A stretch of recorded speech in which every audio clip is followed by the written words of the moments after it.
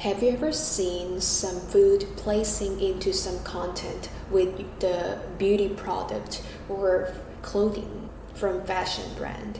The reason why I'm asking this is because the sensory marketing is trending actually not just 2025 but from 2024 back then a while ago. But obviously we can see that the growing trend is becoming globally, meaning not only the US or English speaking markets, but also APAC regions like Korea and even a little bit of in Japan too. I'm gonna show you the examples later, so keep following. By the way, hi, I'm Hyein. I am the founder of HY Marketing, helping international brands succeed, such as in Korea, Japan, and beyond, with strategic social media marketing. So what is the sensory marketing, by the way? So sensory marketing basically with sound, smell, sight or vision, taste, or touch. So it's about giving some sense of your product, and then it's also about experiencing your product online, not about offline, right? Because it's just in our content. But obviously you could actually utilize this strategy in your pop-up store even. I'm gonna show you later how other brands are actually doing that. When you bring your food into your content, like once we eat something like chocolate or orange juice or banana, we can actually imagine the taste, right? That's kind of like something that most brands want to actually have, that feeling, like the pre-experience before purchasing. Because for example, when you go to, let's say, Olive Young, Olive Young is our health and beauty retailer in Korea and brick and mortar. And then when you just go there, some of the samples are available, but some of the samples are not available. So that's why from a big company, it's hard to place all the samples into offline to persuade your customers. It's important to actually give a portion of samples or a portion of what's the exact feeling or exact experience, the consumer experience later. So that's why food marketing is some of the way that you can actually do into your content even online. So when you think about food, you can actually smell, like even though it's just in your content, you can think about, oh, this looks delicious, right? And then you can even taste in your imagination because you already tried that before. You know the feeling of touching the fruit or touching some rice. You know that feeling. And then the sight or vision, you're so familiar with the food, and then it's not really weird or it's not really like alien itself. You are so familiar with that food, right? And then the sound, you already know what the sound is, like once you eat that, like chocolate, and then let's say banana, you know how soft the banana is. You can actually think about even the sound. So all the 5 elements in sensory marketing you can experience in food. That's why most brands are doing that even nowadays. And actually it's growing trend still in 2025, not only in Korea and a bit of in Japan and of course the US, like English speaking markets too. So let's learn more examples with me. So this skincare brand was developed by Hailey Bieber. And as you can tell, there is a brand color like a yellow for sure. But once you go down a little bit, you can see something like this cocktail with some lemon. And then you can even see how the product is right after this cocktail with this product, right? And then when you see this, you can actually feel the sour taste. Like, oh, my saliva is about to come out, like those feelings when you see lemon, like, oh, it's sour. Yeah, that's kind of feeling. So they want to make customers feel like you are already experiencing this product, and then this is how you put like product after the initial like hook, And this is another one, like beverage and then the lemon taste, and later you put the product like this, or nail polish, or even some store like this. And then even the sensory marketing with just eyes, like this has a benefit about cooling your face by hydrating your skin. Yeah, you can actually sense that. Even this video has like water itself, and it's so moisture, you have to try something like this.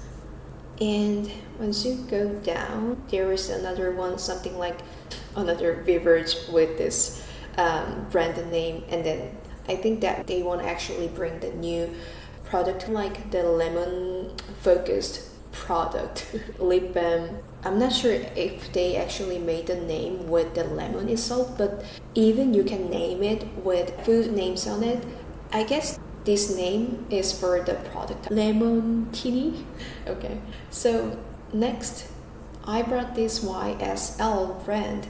As you can tell, this is some food going on, and then there is a bread and there's a jewelry, and then you want to eat that, and then this is actually jewelry.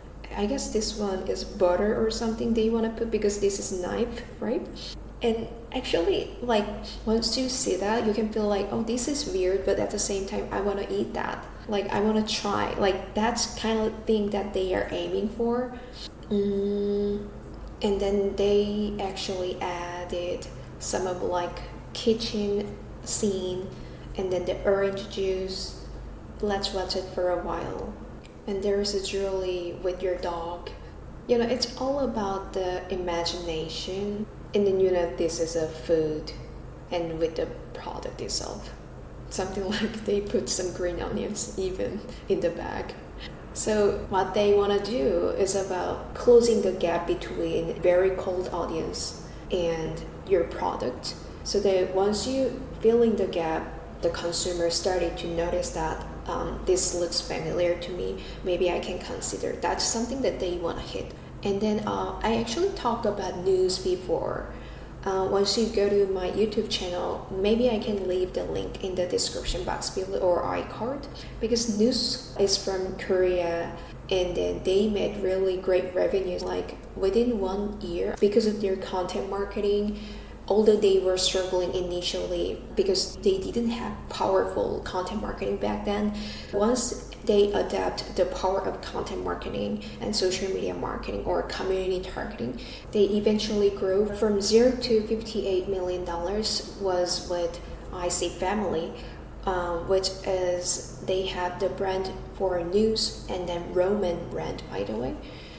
But the huge success was coming from the content marketing. Maybe you can check my YouTube video later, okay? So I'm gonna show you comparing between global account, Korea account, Japan account here. But basically what they do is about putting some, sensory marketing. Once again, the vision, smell, taste, touch. So you can feel that this is very sensory, like you want to just touch it, you want to just feel it, like that's the thing. And then they even put some Mentos here so that they can imagine what the color is like or the feeling is like. This is another one, like ice cream, and the texture or the color is so similar to each other. This is really genius. And like even they have some apple on it, and then they are sort of pouring their liquid from the cushion, and then peach plus cushion, so that they can sense that what this is about. I guess this is blusher or something for your cheek. And you can think of this as a beverage or milk, and then as you can tell, there is some milk on it here and here. And even when you go to Korea account, this is a Nuse Korea account, they started doing that like with this a little bit texture, and then cherry texture like this. And I think they repurposed the global account content to Korea and Japan at the same time. But as you can notice that there is still like Korean marketing stuff with the food itself. And then a little bit difference would be the animation they actually have like this. And also the Japanese account has similar look, although it could have been having more content with localization strategy because it looks just similar to Korea or Japan. I think they have additional product going on for Japanese account only with this year. But as you can tell, roughly there is a food marketing going on or sensory marketing going on every account. And then going to the other account, this is J. Crew and this is fashion brand. And this will give you a hint for how you have to run your pop-up store even with food, even though they are not a food brand.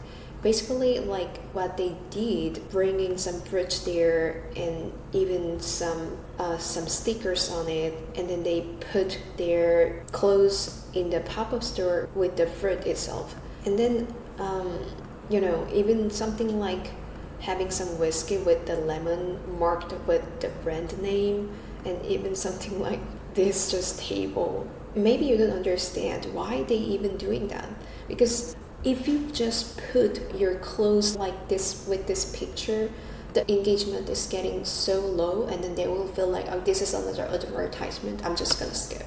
But if you put something like this, like with the iconic food curation or pop-up store or feeling with more sense of like human touch, you can imagine, oh, maybe this is not about advertisement, but maybe it's about like some experience or pop-up stores I want to involve. So that's the thing that you have to think about. And then this one is also a fashion brand or accessory brand. They also brought this kind of like banana, and this also have with bananas like this, and then colors are really same, and then eventually they put their bags like this.